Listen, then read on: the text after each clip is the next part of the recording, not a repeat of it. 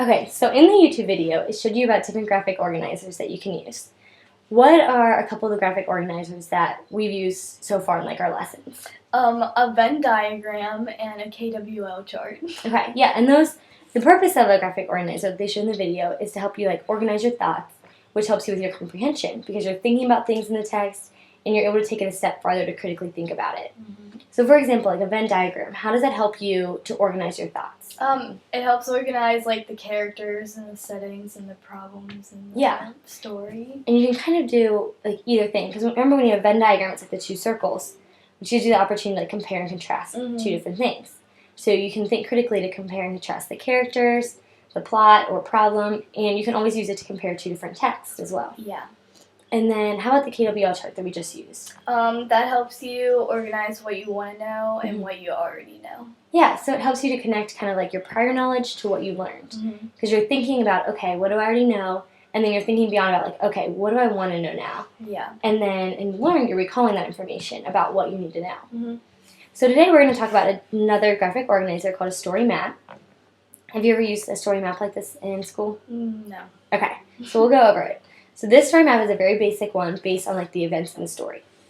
So at the top in two small bubbles says setting and main characters, which is just like something that you kind of need to know that makes sense to tell the rest of the story. So we use setting and main characters, and then the problem of the story, how the problem's solved, two story events that happen. Because usually when there's a problem, it doesn't really get solved right away in one situation. Yeah. Usually there's other things that happen where they're usually trying to solve the problem and trying to find the solution. So we'll have the problem, two story events, how the problem's solved, and just like the overall ending. How did the story end up ending? So since you've never used this before, I'm going to go ahead and do a read aloud with you. I found this fun book, First Grade Dropout by Audrey Vernick.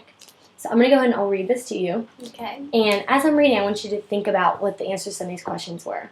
Like who the main characters are, the setting, and then the problem solution, how it's working out and getting solved. Okay. So we'll work on this together after the read aloud. So First Grade Dropout. I've been lots of things. Hungry, 4 years old, crazy bored, soaking wet, wrapped up like a mummy in toilet paper, don't ask. But the worst thing to be is what I am now. I call it, there is no way I can go back to Lakeville Elementary School tomorrow. Here's something you might not know about me. If I saw something embarrassing happen to someone, there is no way I would laugh. I did something embarrassing today, and my best friend, Tyler, laughed. Everyone laughed, so now I need a plan. I know! I'll wear my floppy black magic hat and cast a spell that unsays what I said. Or, this makes more sense. I could build a time machine and go back to before all this happened. Maybe I'll just put on glasses and change my hair and pretend to be a new kid from London, or France, or Cincinnati. I can't stop thinking about it, how everyone laughed and slapped their desks and stomped their feet and pointed at me. Okay, so maybe last year I laughed by accident when Tyler's turtle costume fell off. But that was funny. And the next day, Tyler was still at school. I wonder if he tried the time machine idea. Anyway, what happened to me was worse. I raised my hand, I waited my turn, and when Miss Morgan called on me, I accidentally called her Mommy. I called my teacher Mommy. It was quiet. Then it started all at once, like a big marching band of laughing people. So that's that. I'm not going back. Goodbye, Lakeview Elementary. I am a first grade dropout. It'll be fine. I'll stay at home for a bunch of years. No big deal. Work on my jump shot, and maybe when I'm a teenager I'll get a job. My parents have not yet agreed to this plan. I'll have to make new friends, but I really like the friends I already have. I'll miss playing basketball with Emma, spying on Tyler's sisters from the treehouse, fishing with Levon and his uncle. But they all laughed and stomped their feet and pointed. Miss Morgan didn't laugh. She said, "Don't worry, it happens every year." Easy for her to say. Miss Morgan never had a whole marching band of laughing happening to her. Walking to soccer, I realized I'll have to drop out of everything. There's Tyler laughing with Charlie and Levon, still laughing. I hid behind the goal. Not a great choice. Tyler spots me and comes right over. I put my hand on my hip, like someone who doesn't care if other people laugh. I hold my breath. I wait for Tyler to laugh. Hey, Tyler says, like it's a regular day. Hey, I say, blowing out my held-in breath. Hey. I tell him my plan. I'm dropping out. Of what? School, I say. Awesome, Tyler says. I'll drop out too. He high-fives me. It'll be great. We can work on our jump shots.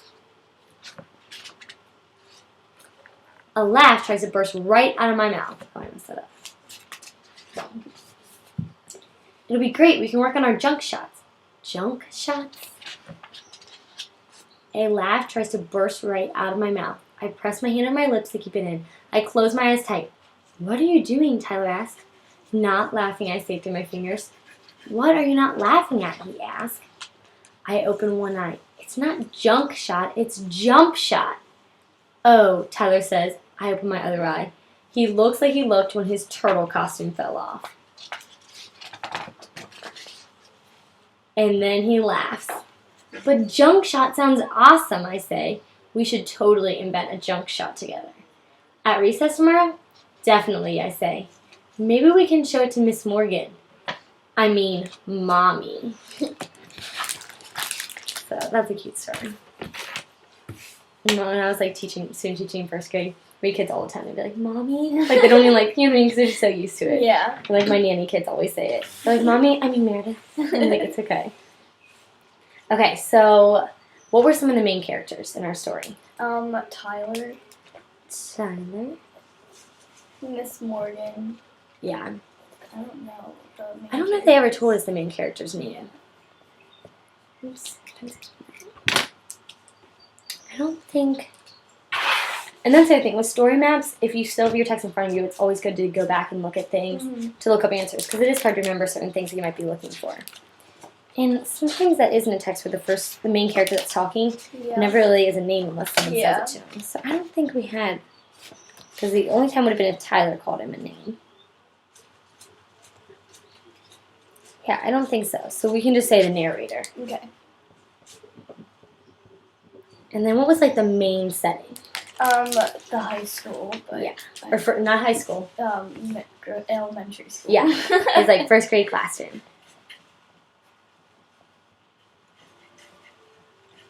So the problem in the story, I picked this one because like the problem's very obvious. In all texts, it's not always like one set problem. But in this one, we can tell what the problem is right away. Mm-hmm. What did he do that caused such a problem? He said he called his teacher Mommy. Yeah, he called his teacher Mommy. And everyone? Yes, traumatizing.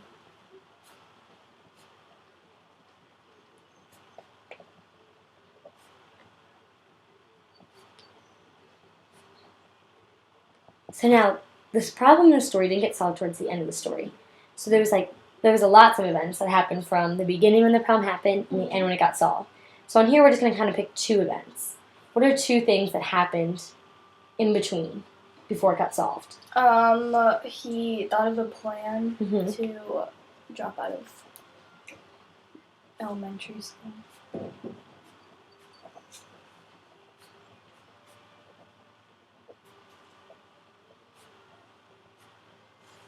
And what was one more event? Let's think. So he thought of his plan to drop out of school. What happened right before it got solved at the end? Where was he? He was on the soccer field. Yeah, and what was he doing? Was he playing soccer, or do you remember what he was doing? He was hiding behind the net.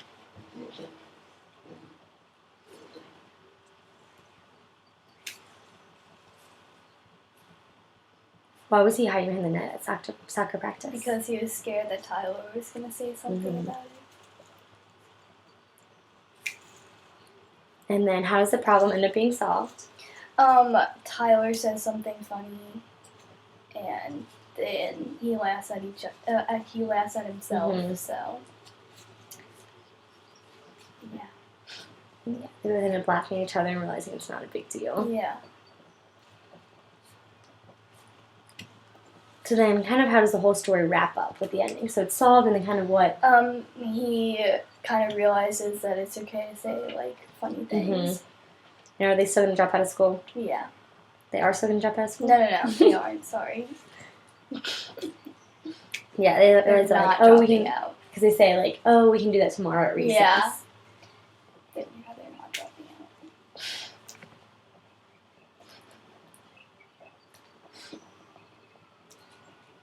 out. Okay, so this is the overview of how a story map works.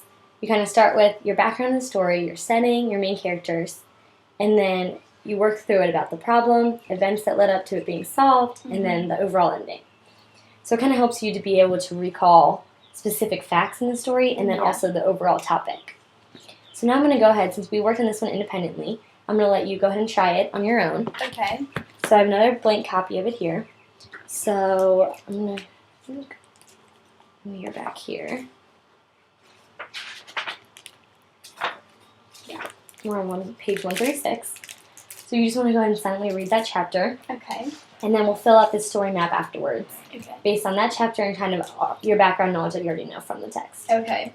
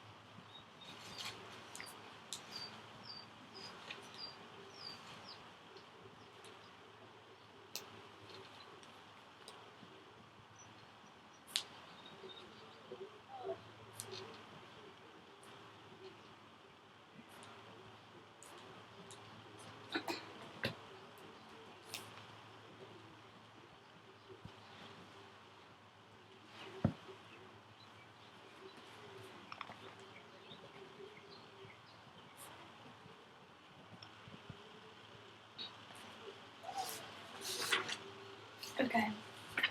Did you finish that chapter? Yep. Okay, perfect. So actually I'm going to go ahead, since we did this one example together, do you feel comfortable enough to fill this one out on your own based on the chapter? Yeah. Okay, so the main characters and setting, like you kind of already know that even before you went into it.